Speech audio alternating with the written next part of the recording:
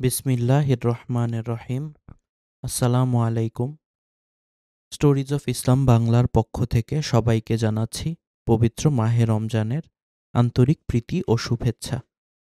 নবীজির জীবনী বা সিরা জানার আগে কয়েকটি বিষয়ে জানা অত্যন্ত জরুরি।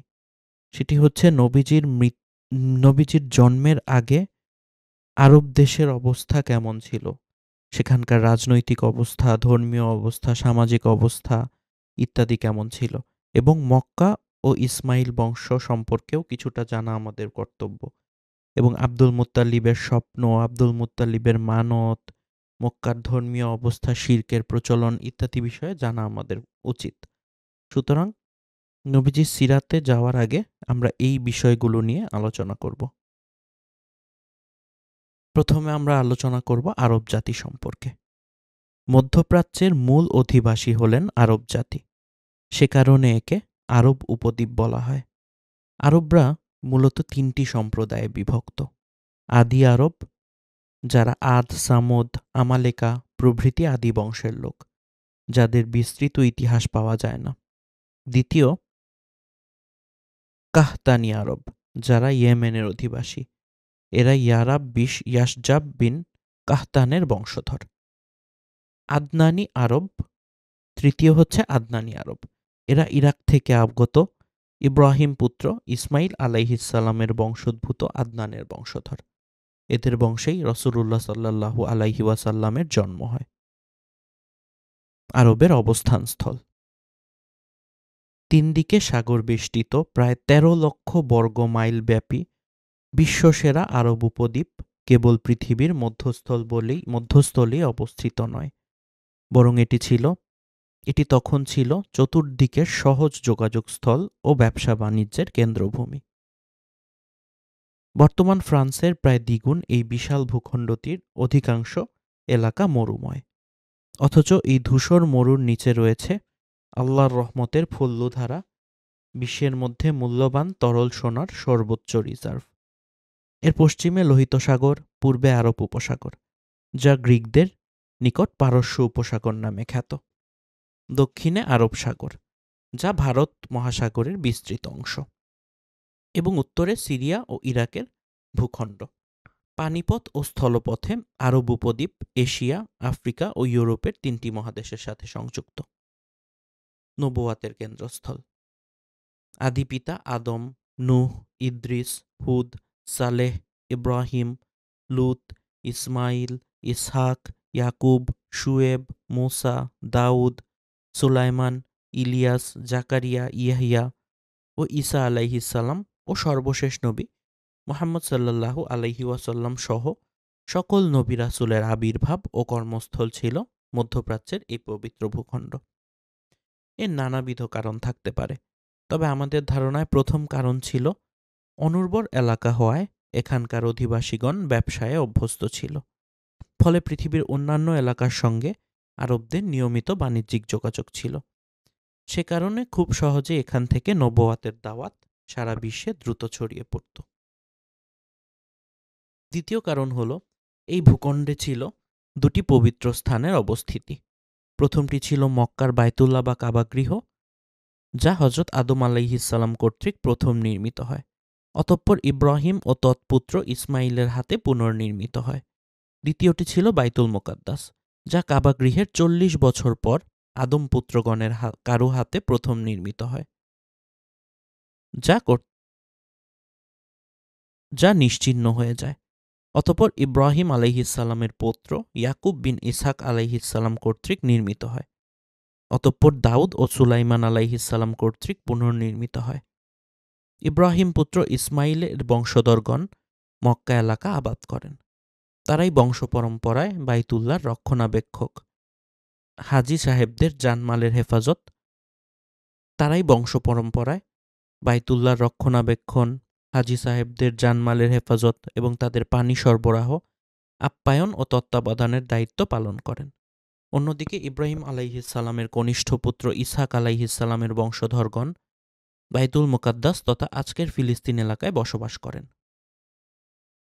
ইসহাক পুত্র ইয়াকুব আলাইহিসসালামের অপর নাম ছিল ইসরাইল বা আল্লাহর দাস। সে কারণে তার বংশধরগণ বনু ইসরাইল নামে পরিচিত। এভাবে আরব উপদ্বীপের 2 প্রধান এলাকা সহ পৃথিবীর প্রায় সর্বত্র ইব্রাহিম আলাইহিসসালামের বংশধর বনু ইসরাইল ও বনু ইসমাইল কর্তৃক তাওহীদের দাওয়াত প্রচার লাভ করে। সাথে সাথে তাদের সম্মান ও প্রতিপত্তি সর্বত্র বিস্তৃত হয়। রাজনৈতিক অবস্থা। আরব ভূমি মরুবেষ্টিত হওয়ায় তা সর্বদা বহিঃশক্তির আক্রমণ থেকে নিরাপদ ছিল, ফলে এরা জন্মগতভাবে স্বাধীন ছিল। এ সময়ের আরবের দক্ষিণাংশে ছিল হাবশার সাম্রাজ্য, পূর্বাংশে ছিল পার্শ্বিক সাম্রাজ্য এবং উত্তরাংশের ভূখণ্ডসমূহ ছিল রোমক সাম্রাজ্যের করতলগত।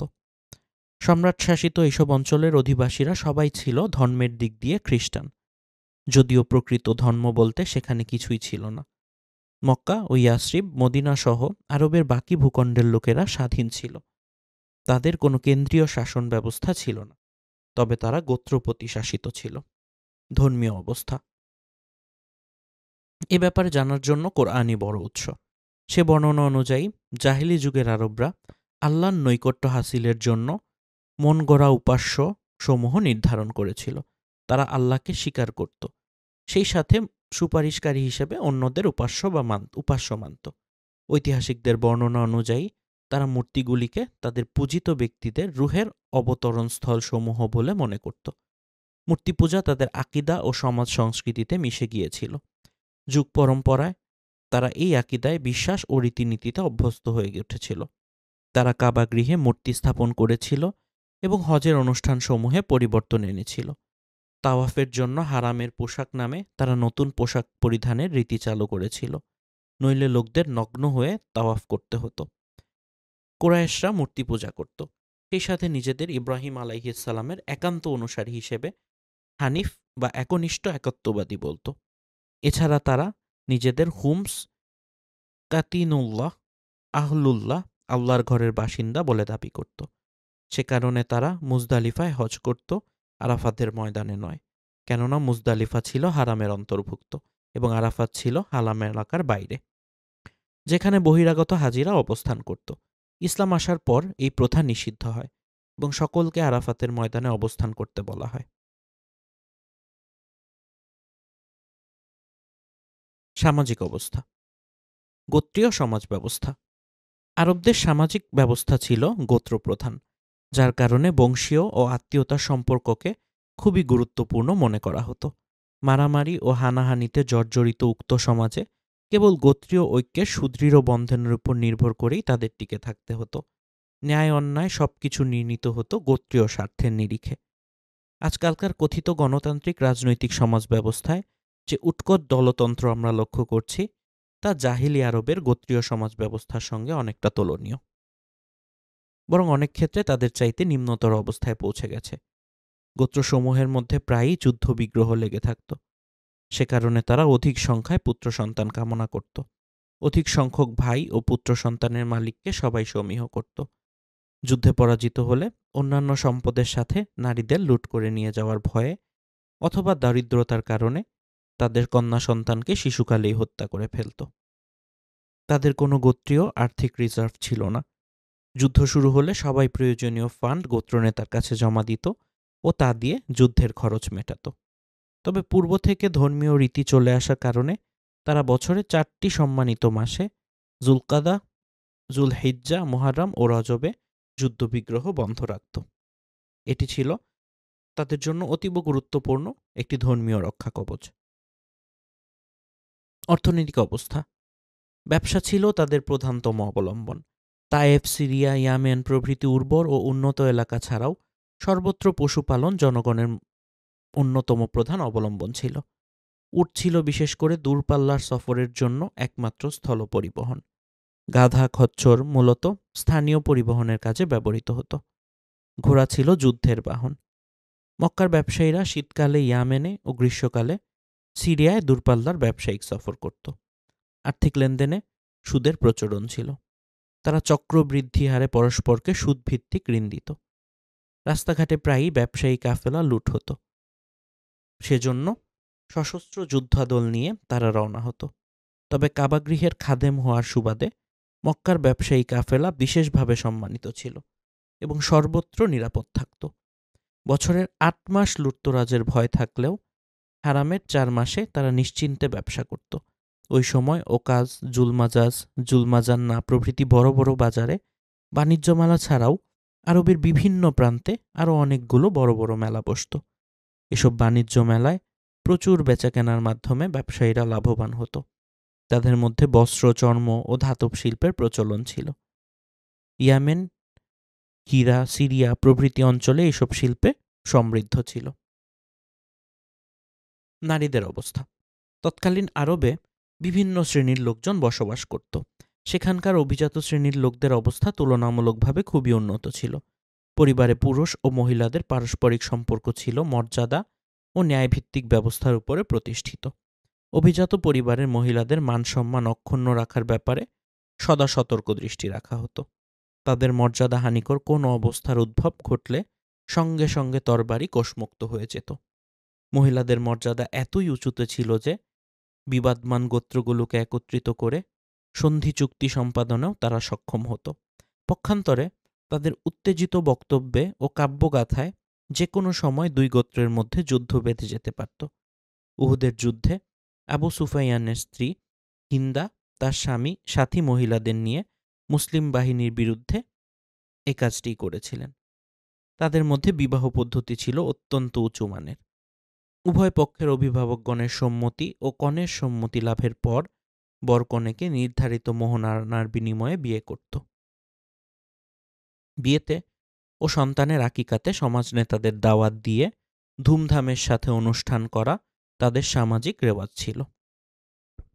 সাধারণ ও দরিদ্র শ্রেণীর আরবদের মধ্যে 4 ধরনের বিবাহ চালু ছিল। এক ধরনের ছিল অভিজাত শ্রেণীর মতো পারস্পরিক সম্মতি ও মোহরানার বিনিময়ে বিবাহ পদ্ধতি, কিন্তু বাকি 3টি পদ্ধতিতে বিবাহ না বলে স্পষ্ট ব্যভিচার বলা উচিত, যা ভারতীয় হিন্দু সমাজে রাক্ষস বিবাহ, গান্ধর্ব বিবাহ ইত্যাদি নামে আধুনিক যুগেও চালু আছে বলে জানা যায়। আরবীয় সমাজে স্বাধীনা ও দাসী 2 ধরনের নারী ছিল। স্বাধীনাগণ ছিলেন সম্মানিক, কিন্তু দাসীরা বাজারে ঘাটে বিক্রয় হতো। মনিবের দাসী বৃত্তি ছিল তাদের প্রধান কাজ। নৈতিক অবস্থা। উদার মোরচারী আরবদের মধ্যে নৈতিকতার ক্ষেত্রে 2টি ধারা একত্রে পরিলক্ষিত হতো। একদিকে যেমন তাদের মধ্যে মদ্যপান, ব্যভিচার, মারামারি ও হানাহানি লেগে থাকত, অন্যদিকে তেমনি দয়া, উদারতা, সততা, পৌরস্য, সৎসাহস, ব্যক্তিত্ববোধ, সরলতা ও অনাড়ম্বরতা, দানশীলতা, আমানতদারি, মেহমানদারি, প্রতিজ্ঞাপরায়ণতা ইত্যাদি সদ্গুণাবলীর সমাবেশ দেখা যেত। তাদের মধ্যে দুঃসাহসিকতা ও বেপরোয়া ভাবটা ছিল তুলনামূলকভাবে বেশি। তাদের মধ্যে যেমন অসংখ্য দুষ্ত্রুটি ছিল, তেমনি ছিল অনন্য সাধারণ গুণাবলী, যা অন্যান্য কদাচিৎ পাওয়া যেত। তাদের সৎসাহস, আমানতদারি, সত্যবাদিতা, কাব্য প্রতিভা, স্মৃতিশক্তি, অতিথিপরায়ণতা ছিল কিংবদন্তির মতো। তাদের কাব্যপ্রিয়তা ও উন্নত কাব্যালঙ্কারের কাছে আধুনিক যুগের আরবি কবি সাহিত্যিকরা বলতে গেলে কিছুই নয়। তাদের স্মৃতিশক্তি এত প্রখর ছিল যে একবার শুনলেই হুবহু মুখস্থ বলে দিত। বড় বড় কাসিদা বা দীর্ঘ কবিতাগুলি তাদের মুখে মুখেই চালু ছিল। লেখাকে এজন্য তারা নিজেদের জন্য হীনকর মনে করত। দুর্বল স্মৃতির কারণে আজকের বিশ্ব লেখাকেই অধিক গুরুত্ব দেয়, অথচ লেখায় ভুল হওয়া স্বাভাবিক। কিন্তু তৎকালীন আরবদের স্মৃতিতে ভুল কদাচিৎ হতো। সম্ভবত এইসব গুণাবলীর কারণেই বিশ্বনবীকে আল্লাহ মক্কাতে প্রেরণ করেন, যাদের প্রখর স্মৃতিতে কোরআন ও হাদিস অবিকৃত অবস্থায় নিরাপদ থাকে এবং পরবর্তীতে তা লিখিত আকারে সারা বিশ্বে প্রচারিত হয়, যদিও কোরআন ও হাদিস লিখিতভাবে তখনও সংকলিত হয়েছিল। এবার আসুন দেখি মক্কা ও ইসমাইল বংশ সম্পর্কে কিছু জেনে নিই। মক্কায় প্রথম অধিবাসী ছিলেন মা হাজেরা ও তার সন্তান ইসমাইল। পরে সেখানে আসেন ইয়ামেন থেকে ব্যবসায়ী কাফেলা বনু জুরহুম। তারা হাজেরার অনুমতিক্রমে জমজম কূপের পাশে বসতি স্থাপন করেন। পরবর্তীতে ইসমাইল তাদের বংশে বিয়ে করেন। অতঃপর ইব্রাহিম ও ইসমাইলের হাতে কাবা গৃহ নির্মিত হয়। অতঃপর ইসমাইলের বংশধরগণই মক্কাভূমি ও পার্শ্ববর্তী এলাকাসমূহ আবাদ করেন। তাদের মাধ্যমে সর্বত্র তাওহীদের দাওয়াত ছড়িয়ে পড়ে। ইসমাইল আলাইহিসসালাম আজীবন স্বীয় বংশের নবী ও শাসক ছিলেন। তারপরে তার পুত্র ও বংশধরগণ মক্কা ও পার্শ্ববর্তী এলাকা শাসন করেন এবং কাবা গৃহের তত্ত্বাবধানের পবিত্র দায়িত্ব পালন করেন। ইসমাইল পুত্র নাবেত এর বংশধরগণ উত্তর হেজাজ শাসন করেন। তাদের বংশধর ছিলেন ইয়াসরিবের আউস ও খায়রাজ গোত্র। ইসমাইলের অন্য পুত্র কায়দার এর বংশধরগণ মক্কায় বসবাস করেন এবং পরবর্তীতে তাদেরই অন্যতম বিখ্যাত নেতা ছিলেন আদনান, যিনি ছিলেন রাসূলুল্লাহ সাল্লাল্লাহু আলাইহি ওয়াসাল্লামের ২১তম ঊর্ধ্বতন পুরুষ। মক্কার অবস্থান। মক্কাকে পৃথিবীর নাভিস্থল বলা হয়। কোরআনে একে উম্মুল কুরা বা আদি জনপদ বলা হয়। মক্কার সামাজিক অবস্থা। খ্রিস্টীয় পঞ্চম শতাব্দীর প্রথম ভাগেই কুসাই বিন কিলাস কুরায়েশ গোত্রনেতাদের জমা করে সমাজ ব্যবস্থাপনার একটি ভিত্তি দান করেন। অতঃপর হারামের আশপাশের গাছগাছালি কেটে সেখানে পাথর দিয়ে বাড়িঘর তৈরির সূচনা করেন, যা মক্কাকে একটি নগরীর রূপ দান করে। ইতিপূর্বে এখানকার বৃক্ষসমূহকে অতি পবিত্র মনে করা হতো এবং তা কখনোই কাটা হতো না। কুসাই ছিলেন প্রথম নেতা যিনি এখানকার বৃক্ষ কর্তন শুরু করেন।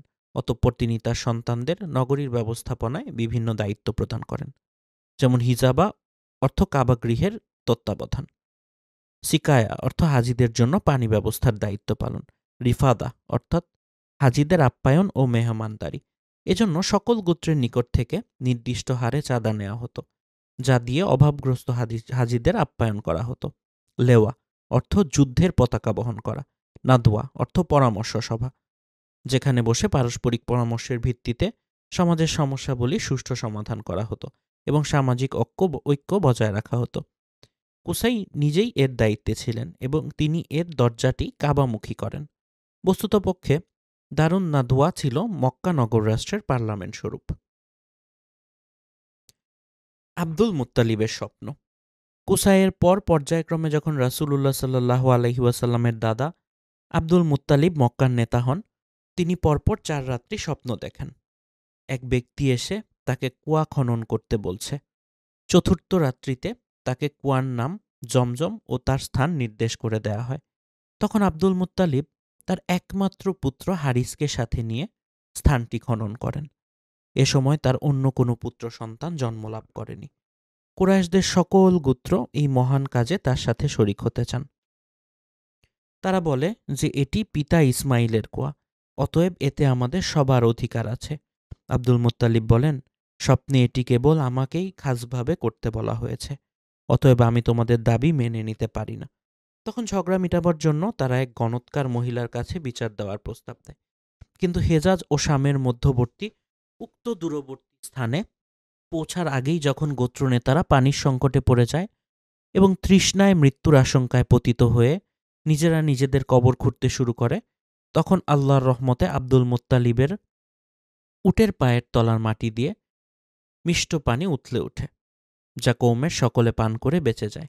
এতে তারা কুয়ার উপরে আব্দুল মুত্তালিবের মালিকানা সম্পর্কে নিশ্চিত হয়ে যায় এবং তারা সকলে মিলে তার নিকটেই এটি সোপর্দ করে। ঘটনাটি খুবই প্রসিদ্ধ ছিল, যা হযরত আলী রাজিয়াল্লাহু হতে হাসান সনদে ইবনু ইসহাক বর্ণনা করেছেন। আব্দুল মুত্তালিবের মানত। আল্লাহর হুকুমে জমজম কুয়া খনন ও তার তত্ত্বাবধানের উচ্চ মর্যাদা লাভের পর কৃতজ্ঞতাস্বরূপ আব্দুল মুত্তালিব আল্লাহর নামে মানত করেন যে যদি আল্লাহ তাকে 10টি পুত্র সন্তান দান করেন এবং তারা সবাই বড় হয়ে নিজেদের রক্ষা করার মতো বয়স পায়, তাহলে তিনি তাদের একজনকে আল্লাহ সন্তুষ্টির উদ্দেশ্যে জবহ করবেন। অতঃপর লটারিতে বারবার আবদুল্লাহর নাম উঠতে থাকে, অথচ সেই ছিল তার সবচেয়ে প্রিয় সন্তান। তখন তিনি বললেন, হে আল্লাহ, সে অথবা 100 উট। এরপর লটারিতে পরপর 3 বার 100 উট উঠে আসে। তখন তিনি তা দিয়ে মানত পূর্ণ করেন। হাকিম বিন হেজাজ রাজিয়াল্লাহু বর্ণিত জয়ীফ হাদিসে এসেছে যে এটি ছিল রাসূল সাল্লাল্লাহু আলাইহি ওয়াসাল্লাম জন্মের 5 বছর পূর্বের ঘটনা। উক্ত ঘটনাটি প্রমাণিত নয়, তবুও যদি সত্য হয় তাহলে এতে ইঙ্গিত রয়েছে যে আল্লাহ আব্দুল মুত্তালিবের মানত পরিবর্তনের মাধ্যমে আবদুল্লাহর ওরসে তার শেষ নবীর জন্মকে নিরাপদ করেছেন। ফালিল্লাহিল হামদ। নিঃসন্দেহে আল্লাহর কৌশল বোঝা বান্দার পক্ষে আদৌ সম্ভব নয়। উল্লেখ্য যে আমি 2 জবিহের সন্তান, অর্থাৎ জবি ইসমাইল ও জবি আবদুল্লাহ সন্তান বলে যে হাদিস প্রচলিত আছে তার কোনো ভিত্তি নেই। পবিত্র রমজান মাস উপলক্ষে আপনাদের জন্য স্টোরিজ অফ ইসলাম বাংলার বিশেষ নিবেদন প্রতিদিনের কোরআন। এখানে আমরা প্রতিদিন কোরআনের বাংলা অনুবাদ শুনব এবং এর ব্যাখ্যা ও তর্জমা বোঝার চেষ্টা করব ইনশাআল্লাহ। চলুন শুরু করা যাক। পারা ১, প্রথম পারা। বিসমিল্লাহির রহমানির রহিম। আল্লাহর নামে শুরু করছি, যিনি অতীব রহমান ও অতীব অনুগ্রহকারী। সূরা ফাতিহা ও এর উপলব্ধি। আয়াত ৭, রুকু ১টি। প্রথম আয়াতে এসেছে, সকল প্রশংসা আল্লাহর জন্য, যিনি দুনিয়াসমূহের প্রতিপালক। দ্বিতীয় আয়াত, তিনি অতীব রহমান, পরম অনুগ্রহকারী। তৃতীয় আয়াত, কিয়ামত দিনের মালিক। চতুর্থ আয়াত, আমরা তোমারই আনুগত্য করি, তোমারই কাছে সাহায্য ও অনুগ্রহ প্রার্থী। আয়াত ৫, তুমি আমাদের দেখাও সহজ সরল ও সোজা পথ। আয়াত ৬, তাদের পথ যে পথে চলে তারা তোমার নিয়ামত পেয়েছে। আয়াত ৭, তাদের পথে নয় যাদের উপর তোমার রাগ ও অভিশাপ, আর যারা পথভ্রষ্ট। আমিন। কোরআনের এই সূরাটা সম্পূর্ণই একটা দোয়া, একটা আবেদন, একটা মিনতি, একটা অঙ্গীকার ও একটা ওয়াদা। আমরা স্বীকৃতি দিচ্ছি আল্লাহর শিখানো ভাষায়, তুমি এক আল্লাহ, সমস্ত প্রশংসা তোমার জন্য। দুনিয়াসমূহের প্রতিপালক তিনি, বিচার দিনের তুমি একমাত্র বিচারক। আমরা এবার আল্লাহর সঙ্গে ওয়াদা করছি, আমরা তোমারই আনুগত্য করি এবং তোমারই কাছে সাহায্য চাই। এরপর আমরা আল্লাহর কাছে আবেদন করছি, আমাদেরকে সেই পথে চালিত করো যে পথে চলে আমাদের পূর্বসূরীরা তোমার নিয়ামত পেয়েছে। তাদের পথে নয় যারা অভিশপ্ত ও পথভ্রষ্ট হয়েছে, তাদের পথে নয় যাদের উপরে তোমার রাগ ও অভিসম্পাত। আল্লাহর একটা হাদিসে কুদসি তুলে ধরছি এই সূরাকে বুঝবার জন্য। বান্দা যখন বলে আলহামদুলিল্লাহ, দুনিয়ার ও আকাশসমূহের মধ্যবর্তী স্থান ভরে যায় আল্লাহর প্রশংসায়। বান্দা যখন দ্বিতীয়বার বলে আলহামদুলিল্লাহ, আল্লাহ রব্বুল আলামিন তখন বলেন, তুমি কি চাও, তোমার দোয়া কবুল হবে। আমরা যখন বলি মালিকি ইয়াউমিদ্দিন, আল্লাহ তখন জবাব দেন, আমার চাকর আমার শক্তির কাছে আত্মসমর্পণ করেছে এবং আমাকে গৌরবান্বিত করেছে। আমরা যখন বলি তোমারই ইবাদত করি আর তোমারই কাছে সাহায্য চাই, আল্লাহ জবাবে বলেন, এটা আমার চাকরের সাথে আমার চুক্তি, সে আমার কাছে যা চাচ্ছে আমি তা দিব। আল্লাহ সুবহানাহু ওয়া তাআলা আমাদেরকে দুনিয়াতে অসহায়, একা ও খালি হাতে পাঠান নাই। পথ চলা ও হিদায়েতের জন্য কোরআন দিয়েছেন। অনুসরণ করবার জন্য দুনিয়ার শ্রেষ্ঠতম মানুষ মুহাম্মদ সাল্লাল্লাহু আলাইহি ওয়াসাল্লামকে বানিয়ে পাঠিয়েছেন এবং বান্দাকে সাহায্য করার জন্য আল্লাহ নিজেও তার ফিরিস্তা, কখনো বা মানুষকে প্রস্তুত রেখেছেন। আমরা যখন বলি আমাদেরকে ওই পথে নিও না যে পথে চলে মানুষ হয়েছে পথভ্রষ্ট ও ধ্বংস, এবং যে পথে আছে তোমার রাগ এবং অভিসম্পাদ, আল্লাহ উত্তর দেন এই দোয়ার, আমার বান্দা যা চেয়েছে তাকে তা দেওয়া হবে। এই ফাতিহাকে বুঝে যে 5 ওয়াক্তের সালাতে 32 বার পড়বে, মেনে নিবে ও মনে রাখবে, সে কি করে সহজ সরল পথ ছেড়ে বক্রপথে চলতে পারে? পিপাসায় কেউ বিশুদ্ধ পানি পেলে শরবতও চায় না, চা কফি তো অনেক দূরের কথা, কারণ চা কফিতে পিপাসা মেটা তো দূরের কথা, বরং বাড়ে। যারা কোরআনের রাজপথ ছেড়ে অলিতে গলিতে বা বিকল্প পথে ঢুকে, তাদের জীবন হলো নিরাপত্তাহীন। দুর্ঘটনা, ছিনতাই, নির্যাতন এবং অপমৃত্যুর করুণ কাহিনী। তাই বক্রপথে যারা চলছে, এই সূরা ফাতিহা তাদের জন্য সুখবর এনে দেয়। যখন তারা বলবে অন্তর থেকে ওই পথে নিয়ে চলো যে পথে আছে তোমার সন্তুষ্টির জীবন, সৌভাগ্য ও সুনামের জীবন, নিরাপদ ও নির্ভীক জীবন, সন্দেহমুক্ত, স্বচ্ছ দৃষ্টি এবং দৃষ্টিভঙ্গির জীবন। কোরআন এসেছে অমুসলিমকে জোর করে বা লোভ দেখিয়ে মুসলিম বানানোর জন্যে না, বরং কোরআন এসেছে মানুষকে সৎ মানুষ বানানোর জন্যে এবং মুনাফিকি এবং শিরকমুক্ত জীবনের স্বাদ দেওয়ার জন্যে। আমরা জাহিলিয়াতের যুগের মানুষের চেয়েও হতভাগ্য, কারণ তখন আল্লাহ সর্বশ্রেষ্ঠ নবীকে সর্বশ্রেষ্ঠ মানুষের চরিত্র ও স্বভাব দিয়ে পাঠিয়েছিলেন দৃষ্টান্তস্বরূপ। তারা নবীকে চোখে দেখে ও কানে শুনে রাতের মতো অন্ধকার থেকে দিনের মতো পরিষ্কার হয়ে বের হয়ে গেছে। এই দুনিয়ার কঠিন জীবন থেকে নিরাপদ জীবনে চলে গেছেন তারা। আমাদের জন্য আছে শুধু কোরআন ও নবীর সুন্নাতের দৃষ্টান্ত। ইয়া রব, তুমি রহমান, তোমার সীমাহীন ক্ষমা ও রাহমাতের বর্ষণ দিয়ে তোমার নবীর দোয়ার সাথে আমাদের দোয়া কবুল করো। তোমার নবী সাল্লাল্লাহু আলাইহি ওয়াসাল্লাম শিখিয়েছেন, ইয়া আল্লাহ, আমি ওই জ্ঞান থেকে পানা চাই যে জ্ঞানে হালাল হারামের পার্থক্য নাই, ওই অন্তর থেকে যে অন্তরে আল্লাহর ভয় নাই, ওই দোয়া থেকে পানা চাই যে দোয়া কবুল হয় না। এর সাথে আরও নবীর মাধ্যমে শিখেছি, ইয়া আল্লাহ, মৃত্যু দিও না তোমার রাগ অবস্থায়, ধ্বংস করো না আমাদেরকে তোমার গজবে। ইয়া রহমান, ইয়া রহিম, তোমার কাছে আরও আবেদন, এবং এই আবেদন কিয়ামত পর্যন্ত মুমিন, মুসলিম এবং বংশধরদের পক্ষ থেকে। রহম করো আমাদের তোমার দেয়া সন্তানদের। আমিন। এখন আমরা সূরা বাকারা শুরু করছি। বিসমিল্লাহির রহমানির রহিম। আল্লাহর নামে শুরু করছি, যিনি অতীব রহমান এবং অতীব অনুগ্রহকারী। সূরা বাকারা, আয়াত সংখ্যা 286, রুকু 40। কোরআন খুলতেই সূরা ফাতিহার পরে যে সূরা আমরা পাই, আল্লাহর কাছ থেকে উপহার, হিদায়েত, রহমত, সতর্কতা ও মাগফিরাতের সুখবর স্বরূপ, তার নাম সূরা বাকারা।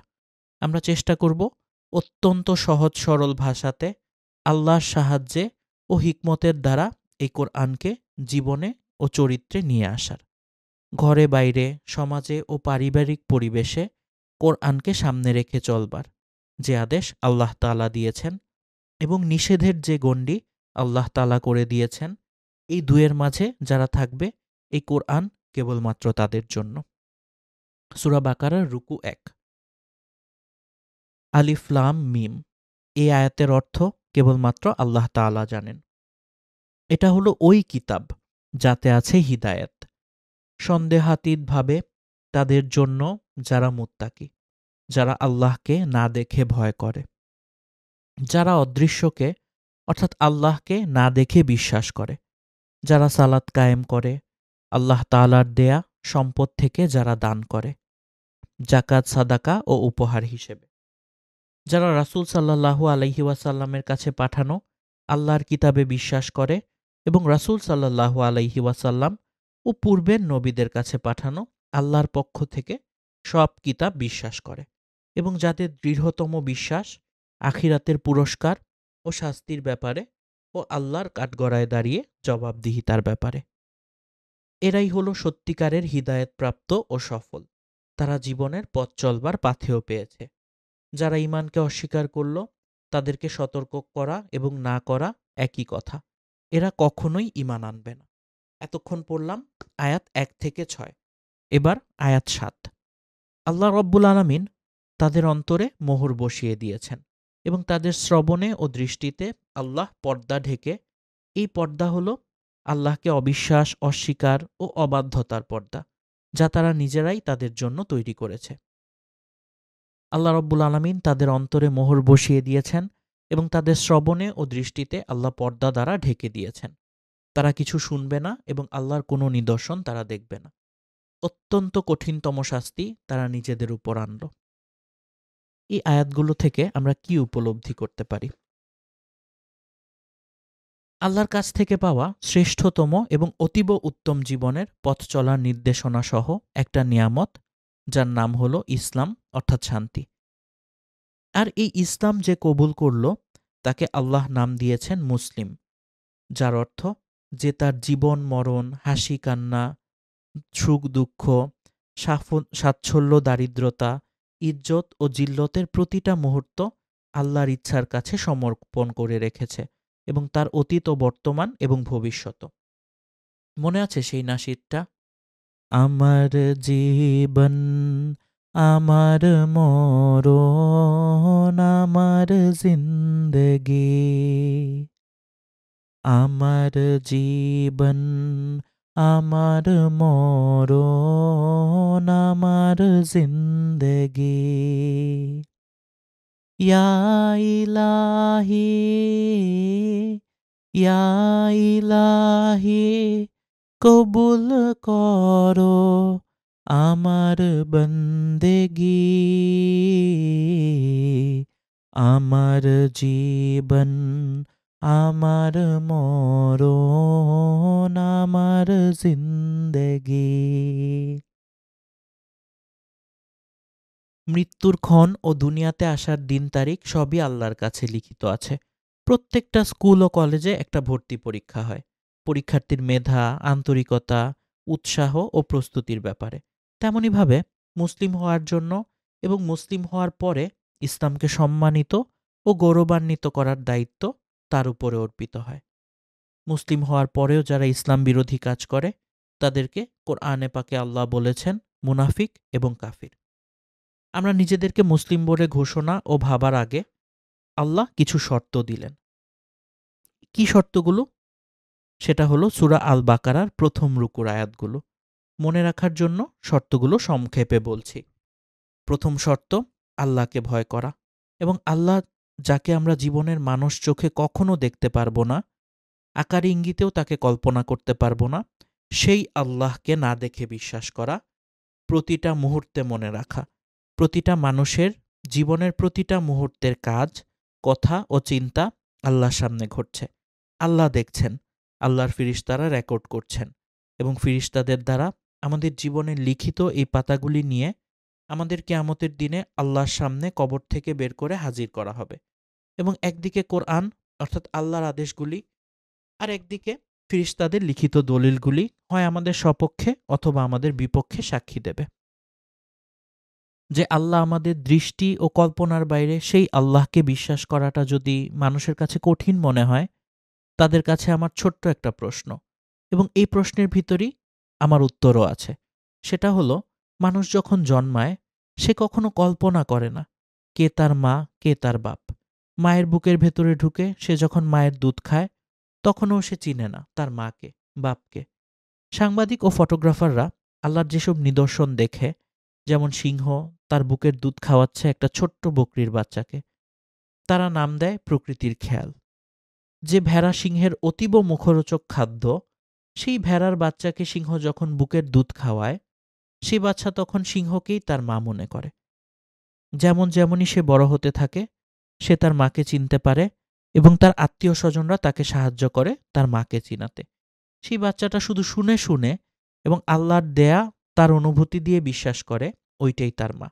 এবং যখন সে কোনো ব্যথা পায় কিংবা আরাম চায়, সে তার ওইটুকু শরীরের এবং ওইটুকু মাথার মেধা দিয়ে কেঁদে কেঁদে বুঝাতে পারে তার মা ছাড়া কোনো বিকল্প সে চায় না।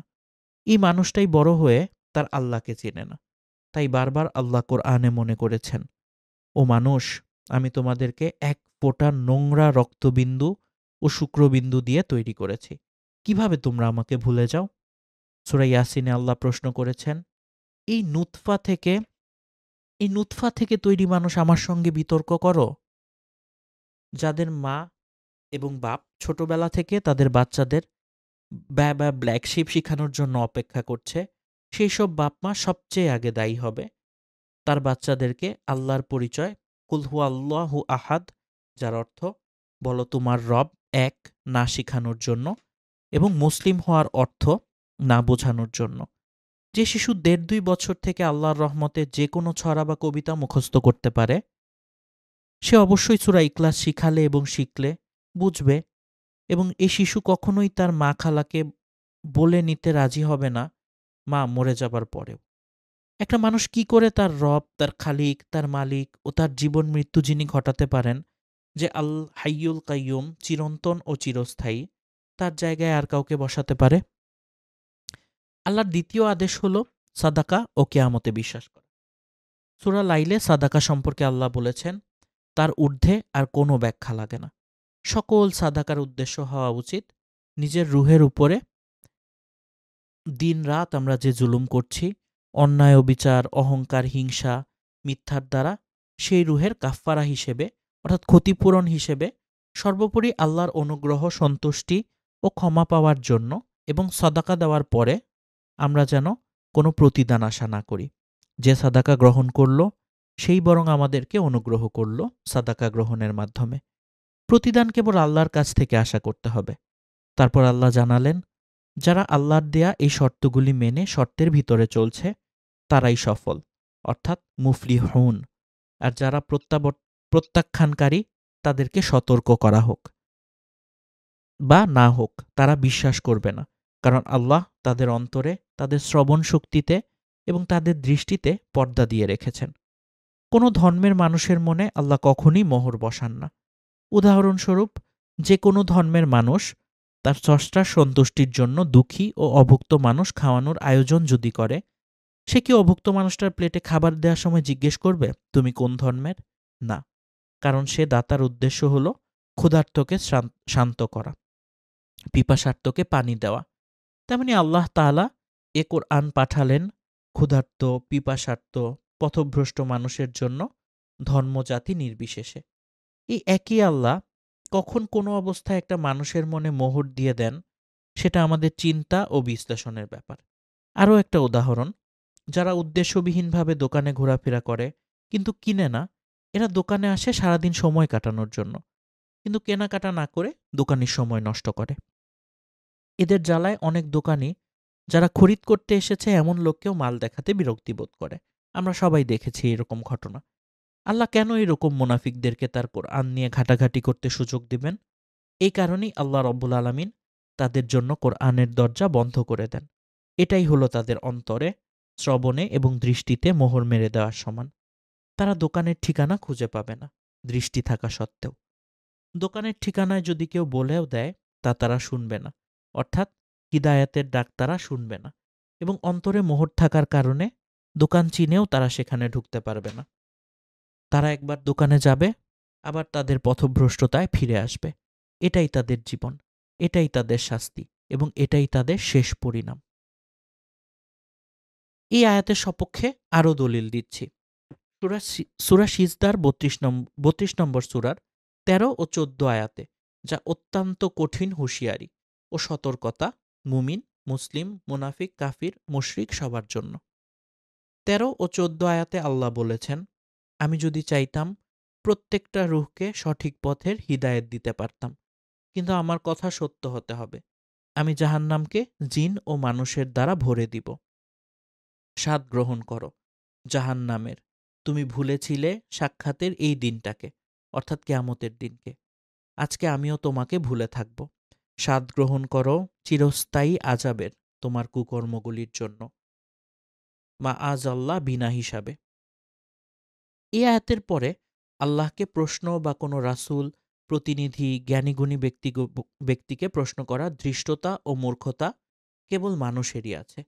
মানুষ ছাড়া আকাশ থেকে শুরু করে জমিন ও জমিনের উপরে যারা আছে, জীবিত, চলন্ত, উড়ন্ত এবং সাগরে ডুবন্ত মাছ ইত্যাদি, সবাই আল্লাহর প্রশংসায় ব্যস্ত এবং আনুগত্যে, রিজিক ও জাহান্নামের আগুন থেকে তথা আল্লাহর রাগ থেকে নিরাপত্তার আশায়।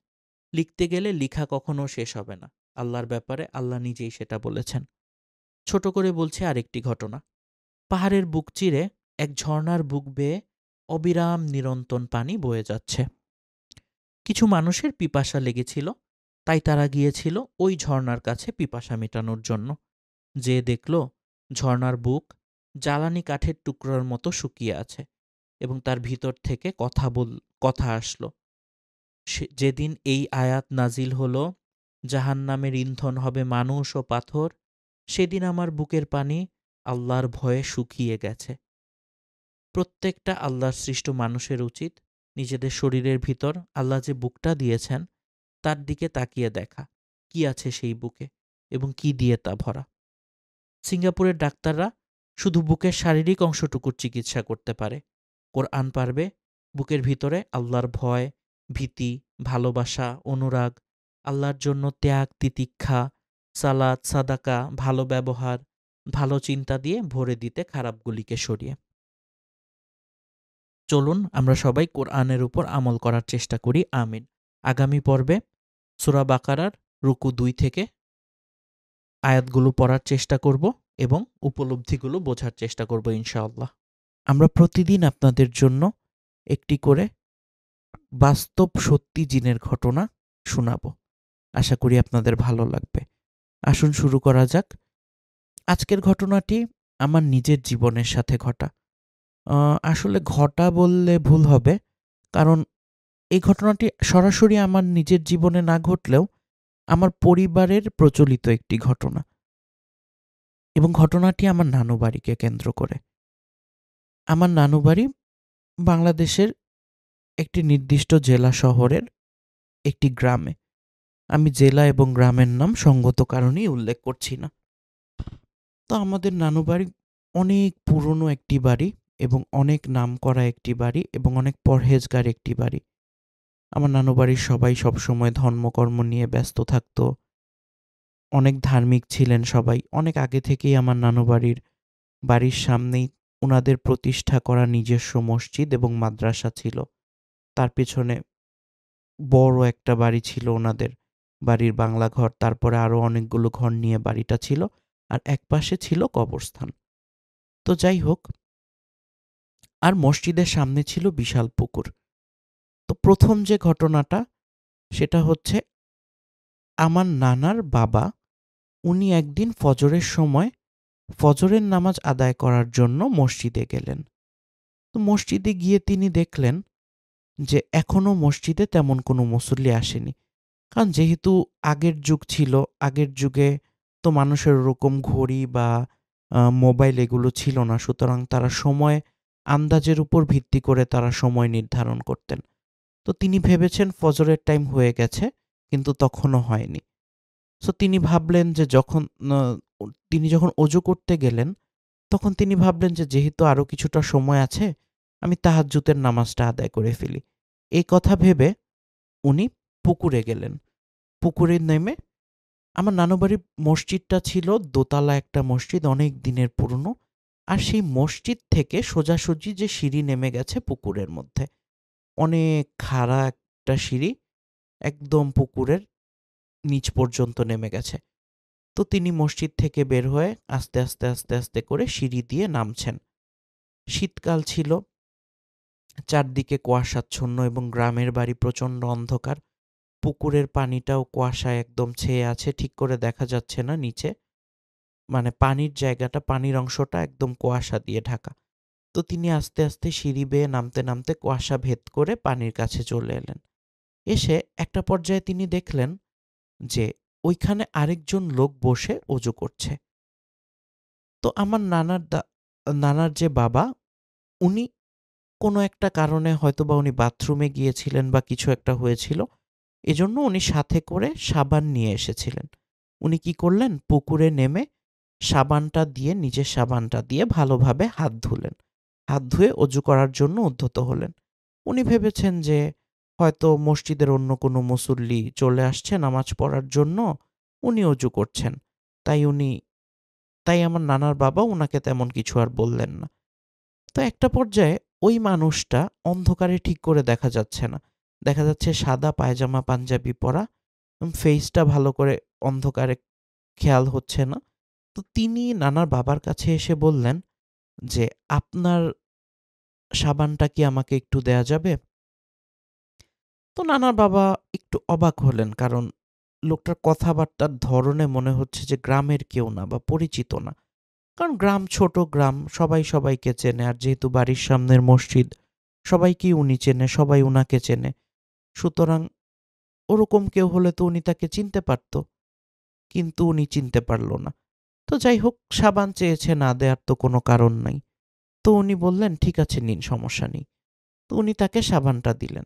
তো ওই পায়জামা পাঞ্জাবি পরা, জুব্বা পরা মানুষটা সাবান ব্যবহার করলেন, করে সাবানটা উনাকে ফেরত দিলেন। দিয়ে ভালো করে হাত মুখ ধুয়ে অজু করলেন। করে নানার বাবা চলে যাচ্ছিলেন।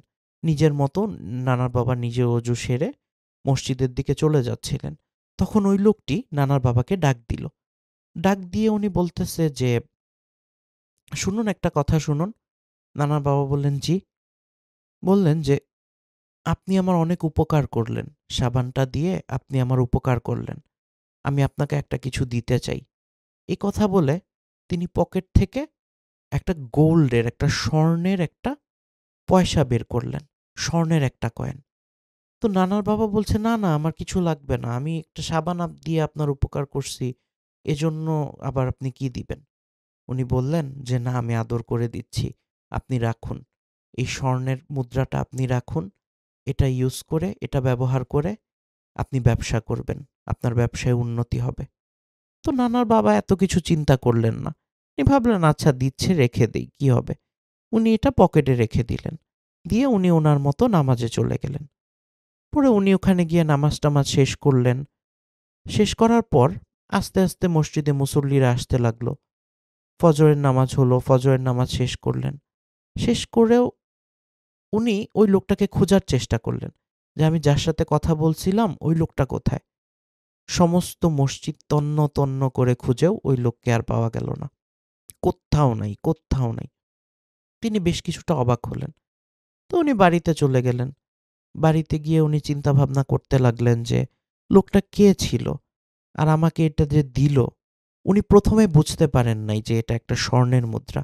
কিন্তু পরদিন সকালবেলা যখন উনি দেখলেন সূর্যের আলোতে চকচক করছে স্বর্ণের কয়েনটা, উনার চোখ একদম ধাঁধিয়ে গেল এটার সৌন্দর্য দেখে আর এটার মহামূল্যবান একটা জিনিস। তো উনি চিন্তা করলেন যে আচ্ছা উনি যখন আমাকে দিয়েছে আর বলেছে যে এটা ব্যবহার করে আমি যেন কিছু একটা করি, ঠিক আছে এটা আমি ব্যবহার করে কাজে লাগাই, এটাকে বিক্রি করে আমি ব্যবসা করি। তো সেই আমলে স্বর্ণের দাম ভালোই ছিল। আর মুদ্রাটা অনেক নিরেট একটা মুদ্রা ছিল। তো এটা তিনি বিক্রি করে দিলেন। কলকাতা গিয়ে তিনি এই স্বর্ণের মুদ্রাটা বিক্রি করলেন। করে এই টাকাটা দিয়ে তিনি ব্যবসা শুরু করলেন। এবং বিশ্বাস করবেন না আপনারা, এটা আমার ফ্যামিলির ঘটনা।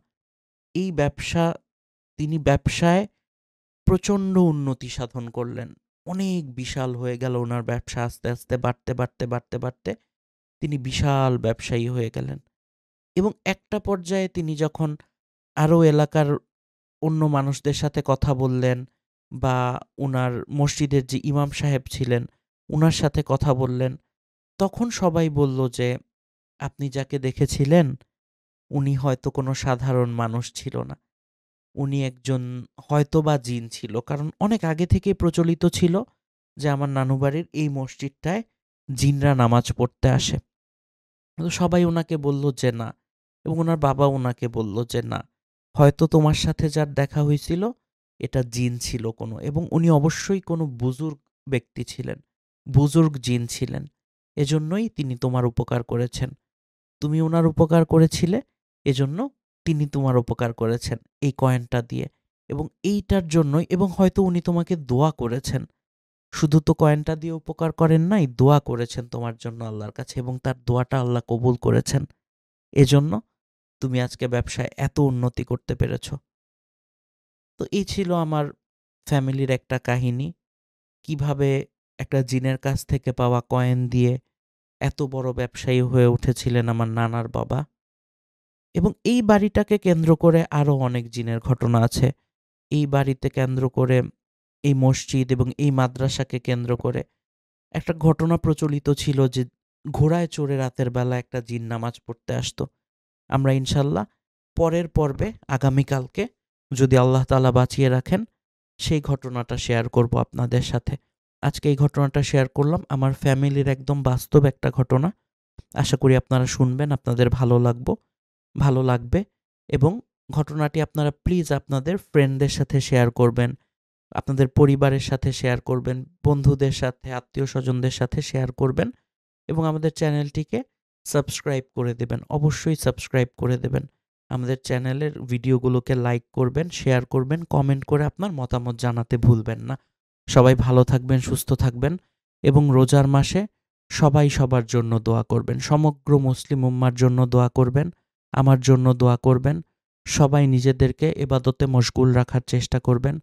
আল্লাহর কাছে বেশি বেশি করে ক্ষমা চাইবেন, আল্লাহর কাছে পানা চাইবেন, জাহান্নাম থেকে মুক্তি কামনা করবেন, রহমতের জন্য দোয়া করবেন, আল্লাহর জন্য মাগফিরাতের জন্য দোয়া করবেন, সবার জন্য, নিজের জন্য, আল্লাহর কাছে।